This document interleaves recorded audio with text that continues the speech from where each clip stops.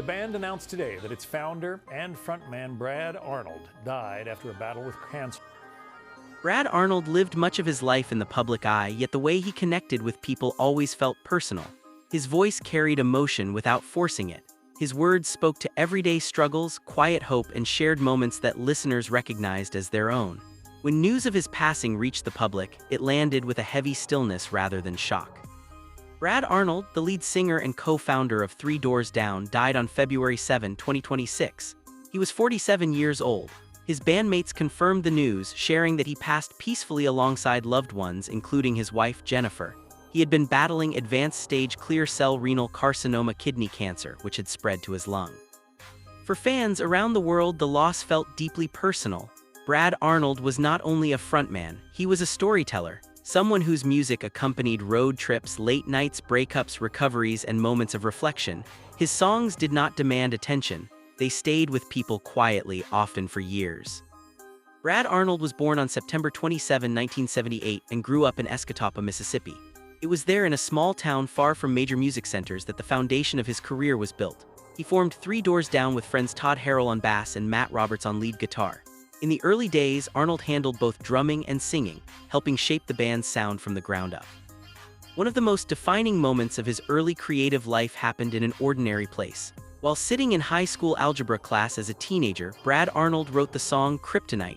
He created its rolling drum beat by tapping on his desk. At the time, it was simply an idea. Years later, it would become one of the most recognizable rock songs of its era. When Kryptonite broke through in 2000, it changed the band's trajectory.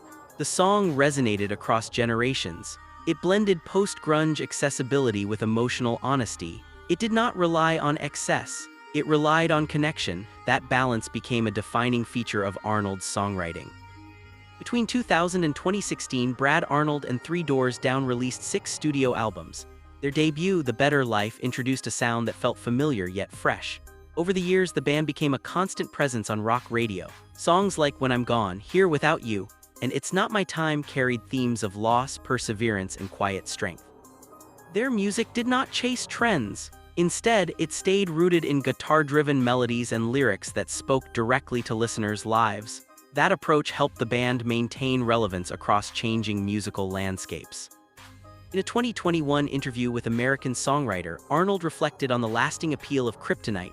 He described watching a crowd of young fans enjoying the song decades after its release. Many of them were younger than the song itself. Their parents had played it for them. The moment made him laugh, not out of disbelief, but out of gratitude. The song had outlived its original moment and found new meaning. Brad Arnold's career was not defined only by success. He spoke openly about personal struggles, including his recovery from alcoholism. He began his sobriety journey in 2014. During that time, he reached out to country music legend Charlie Daniels for help. The two had become friends during a songwriting session.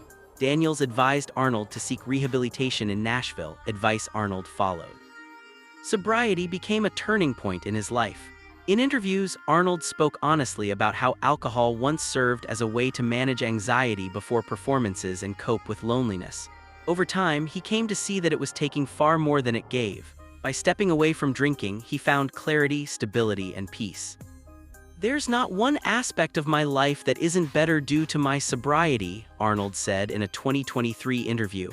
That statement reflected more than recovery. It reflected growth. Faith also became an important part of his journey.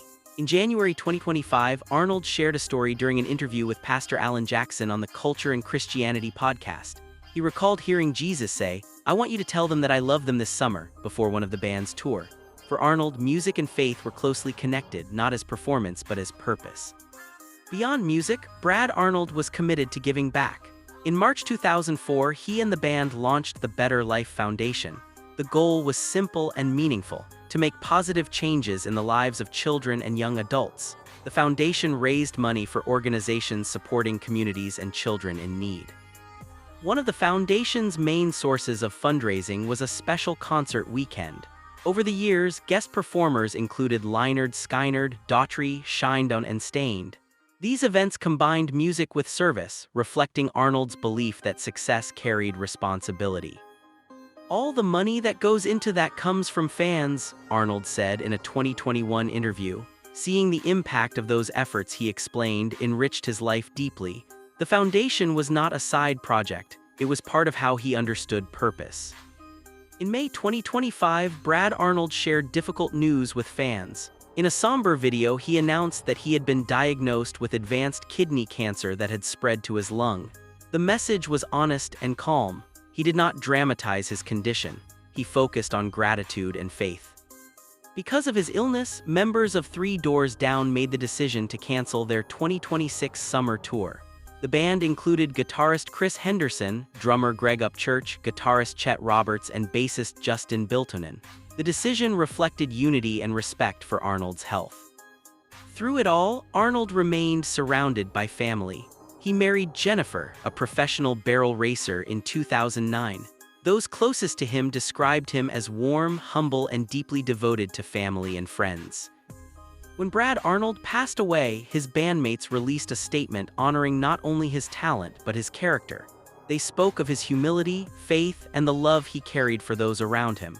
They emphasized that his music created moments of connection, joy, and shared experience that would live on beyond the stage.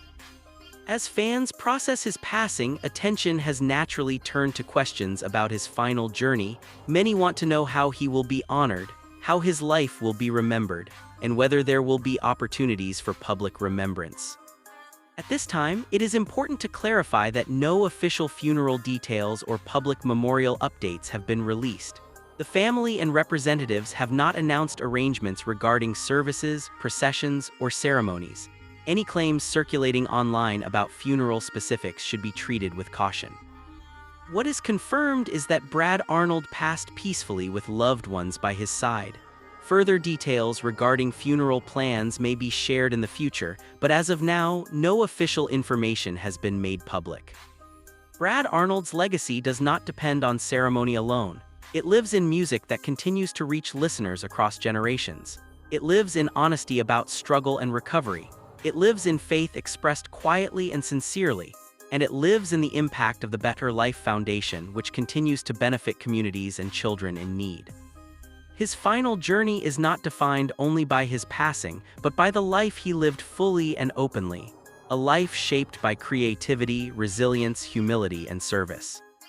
Brad Arnold helped redefine mainstream rock by making it human, by allowing vulnerability into the sound, by trusting listeners to understand their own stories within his songs. That legacy remains.